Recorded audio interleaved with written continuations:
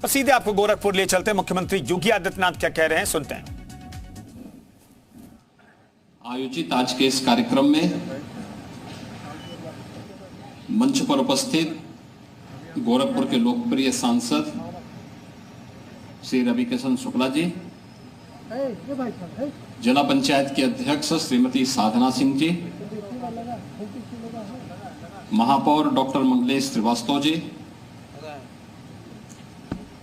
विधान परिषद सदस्य डॉक्टर धर्मेंद्र सिंह जी, मान्य विधायकगण श्री विपिन सिंह जी, डॉक्टर बिमलेश पासवान जी, श्री प्रदीप शुक्ला जी, भारतीय जनता पार्टी के जिला के अध्यक्ष युधिष्ठिर सिंह जी, महानगर अध्यक्ष राजेश गुप्ता जी, प्रमुख सचिव पर्यटन श्री मुकेश मिश्राम जी, और आज के इस कार्यक्रम में उपस्थित उत्तर प्रदेश के अंदर पर्यटन विकास की संभावनाओं को बढ़ाने के लिए और इस क्षेत्र में रुचि रखने वाले सभी महानुभाव और प्यारे बच्चों, मैं सबसे पहले पूरे प्रदेश वासियों को विश्व पर्यटन दिवस की हृदय से बधाई देता हूं। पर्यटन हम सबके जीवन में एक नया परिवर्तन करता है, एक नया माहौल हम सबको देता है, और अगर कहा जाए तो यह जीवन को जीने की एक नई विधा हम सबके सामने प्रस्तुत करता है। इसलिए इनके इस फील्ड की उन संभावनाओं को टटोलने और उसके माध्यम से प्रत्येक नागरिक के जीवन में उत्साह और उमंग की भावनाओं का संचार करने की दिशा से पर्यटन की उन ढेर सारी संभावनाओं को आज हम सबको सामने लाने की आवश्यकता है। मैं इसकी शुभकामनाएं आप सबके प्रति देता हूं। हम सब जानते हैं कि इस बार की जो थीम है विश्व पर्यटन दिवस की, tourism and green investment, tourism की जो संभावनाएं हैं, जो हमने पहले भी कहा, अगर आप भारत की दृष्टि से या उत्तर प्रदेश की दृष्टि से देखेंगे, इसमें दो प्रकार की टूरिज्म के दो प्रकार हम सबको देखने को मिलते हैं। एक है जो परंपरागत रूप से धार्मिक दृष्टि से लोग आते थे, श्रद्धालु हैं, वे हर वर्ष आते हैं मंदिरों में, धाम में दर्शन करने, गंगा स्नान करने, पूरा एक इकोसिस्टम उनका साथ चलता है।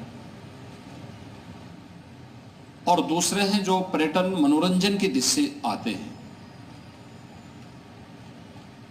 एक रुचि होती है, वे परिवार के साथ वे भी आते हैं, मनोरंजन भी करते हैं और उससे ज्ञानवर्धन भी होता है।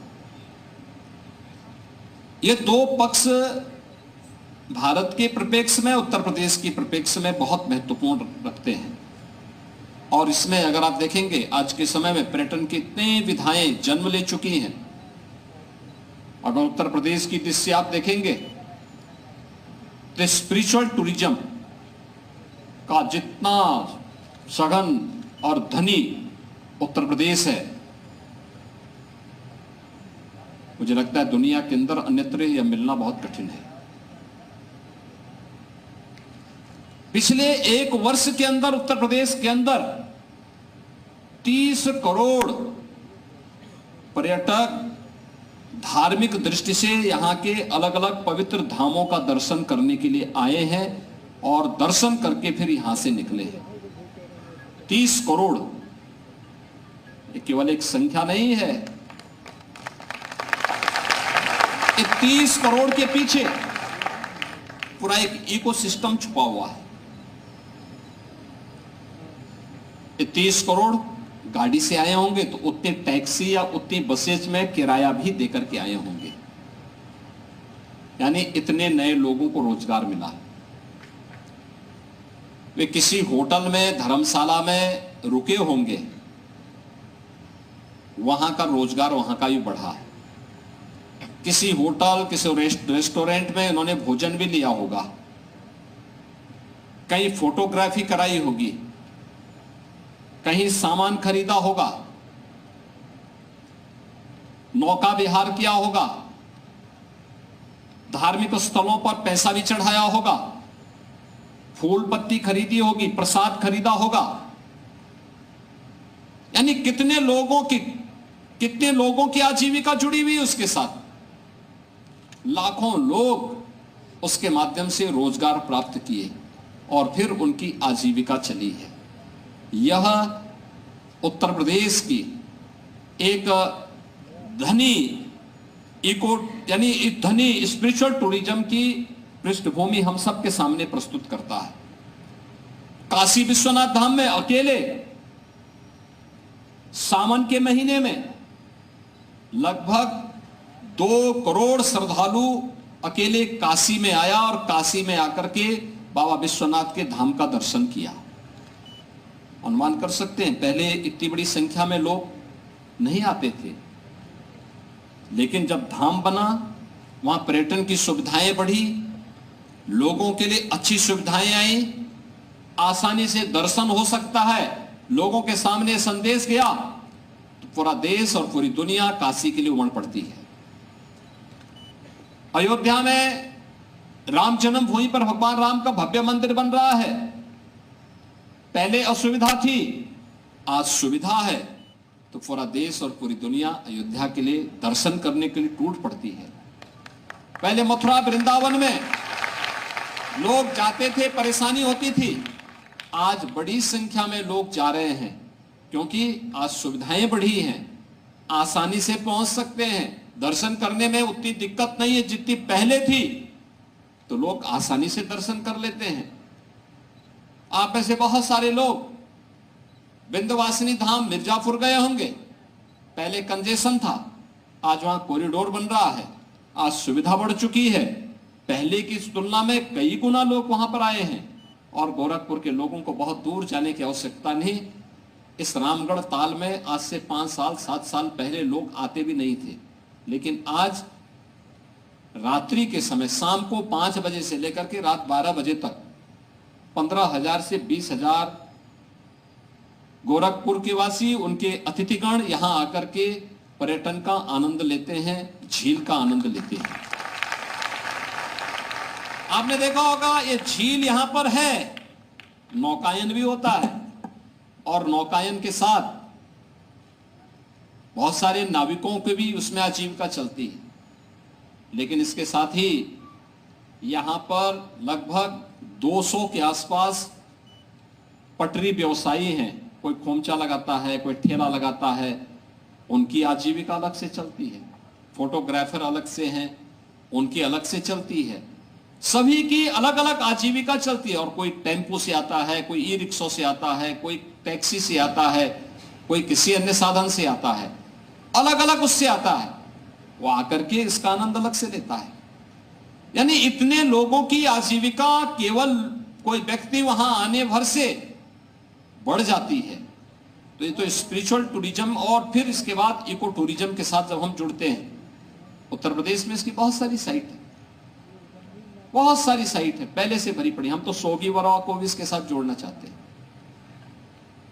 कतरनिया पहले से ही देश के अंदर विख्यात है, पहले से ही उत्तर प्रदेश के अंदर और भी अन्य ऐसे साइट हैं जिसमें ढेर सारी संभावनाएं हैं।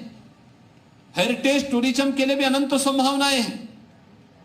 और प्रधानमंत्री मोदी जी ने आजादी के अमृत महोत्सव में जिस पंच प्रण की याद दिलाई थी पूरे देशवासियों को, उनमें से एक विरासत के प्रति सम्मान का भाव भी है।